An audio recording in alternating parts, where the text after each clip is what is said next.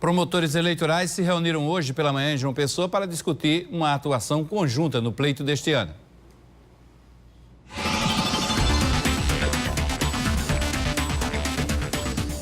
Criado no ano passado, na última reforma eleitoral, o fundo partidário, como ficou mais conhecido, vai destinar cerca de 1 bilhão e 700 milhões de reais aos 35 partidos políticos registrados no TSE.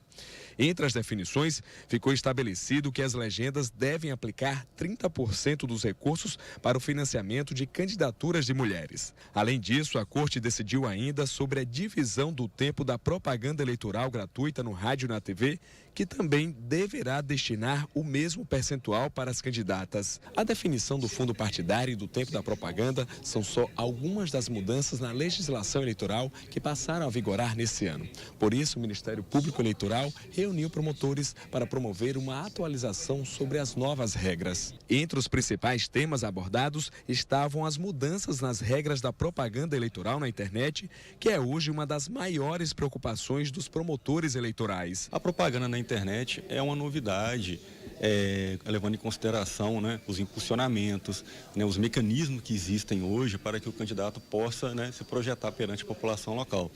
Então, considerando que a internet hoje, as inúmeras facilidades que existem, os inúmeros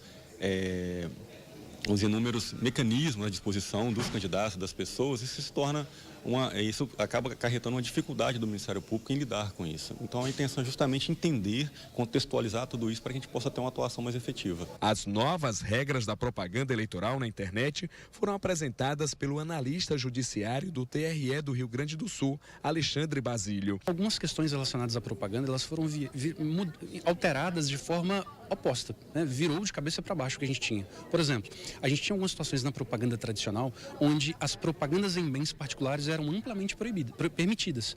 Agora, com a alteração, elas passam a ser proibidas com apenas 2 exceções. Isso em propagandas tradicionais. Só para usar como exemplo para o telespectador, antigamente você poderia pintar, por exemplo, o muro da sua casa. Hoje é amplamente vedado.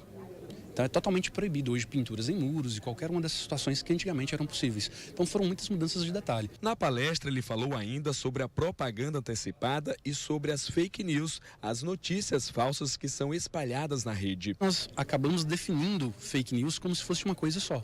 Só que eu tenho pelo menos 7 formas diferentes, que é uma questão defendida por uma agência de checagem de fatos chamada First Draft News. Ela define como 7 estratégias diferentes de divulgar uma fake news. Uma notícia falsa. E eu posso ter, por exemplo, uma notícia que não é completamente falsa. Ela pode ter só o cabeçalho ou a manchete irregular. Pode ser que eu tenha uma pequena alteração na foto, o contexto está errado. Então são várias formas, são várias minúcias de divulgar, maneiras diferentes de divulgar essas notícias. O evento foi promovido em uma parceria dos Ministérios Público Federal e Estadual, que atuam junto na fiscalização de todo o processo eleitoral. São diversas mudanças que ocorreram na legislação eleitoral ao longo dos anos, e esse processo de capacitação, já que as eleições acontecem a cada 2 anos, é importante justamente num processo de atualização da legislação e também, repito, nesse processo de integração da atuação do Ministério Público Estadual e do Ministério Público Federal, sobretudo no exercício diário do poder de polícia, combatendo as propagandas e condutas irregulares.